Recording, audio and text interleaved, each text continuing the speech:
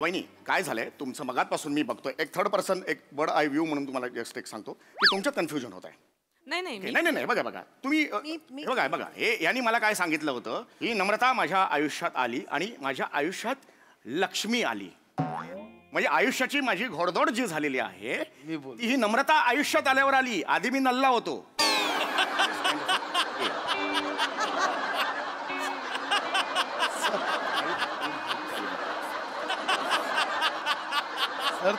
Sir तुम्ही मला नल्ला बोलताय. नल्ला सो व्हॉट पण हे बघा ना बॅलन्स केलं ना मी. नल्ला म्हणजे मी लहानपणापासून नल्ल्याला मोठा केला. घोडदौड तर ही आल्यावर सुरू झाली ना.